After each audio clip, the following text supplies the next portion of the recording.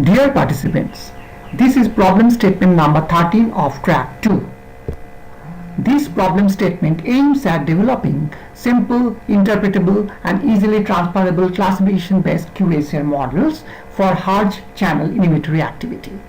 Only 2D descriptors should be used to avoid the problems of conformation analysis, energy minimization, alignment, etc. associated with 3D QSR problems.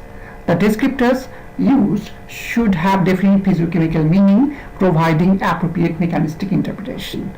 And the models should be developed as per the OECD guidelines.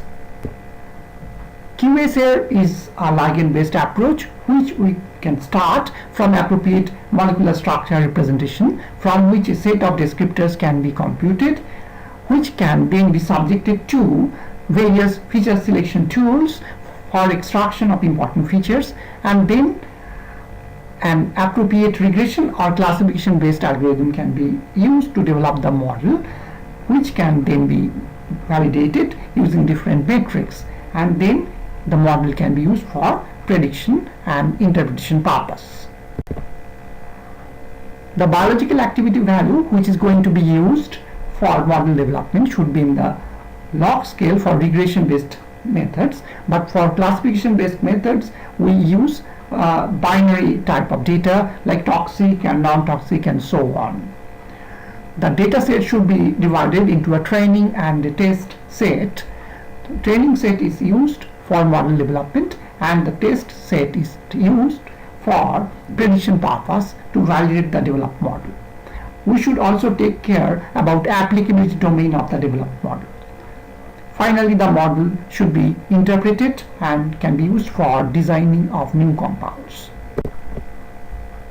According to OECD Principle 1, there should be a defined endpoint. According to OECD Principle 2, there should be an unambiguous algorithm.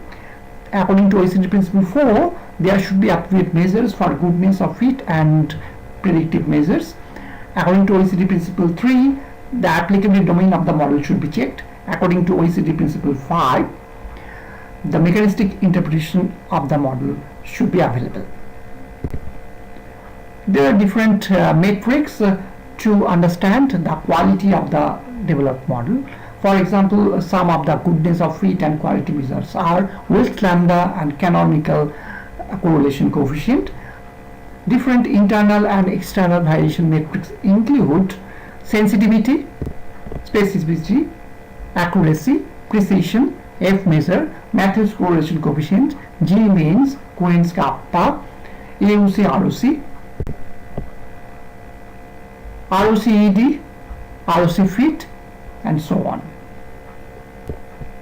Here, a large dataset of pharmaceutical compounds with graded hard channel inhibitory potential is provided with SMILES notation. The activity of some compounds is blinded. The remaining set of compounds should be divided into a training set and a test set. One can also innovate for new methods of feature selection, new methods of selection of appropriate training set compounds, and new methods of defining applicability domain. For descriptor computation, one can use different tools like alpha descriptors tracking or parallel descriptor. For model development, one can use DTC lab tools or statistical packages like Statistica. The outcome of the analysis should be provided in the supplied 3 input forms to provide with the model quality and the details of descriptors used, along with model predicted classes of trainings and test set compounds with AD information, the predicted classes of the blinded compounds, and a list of compounds from the CAS antiviral database with predicted hard channel blocking potential and AD information. Some of the references are suggested. All the best.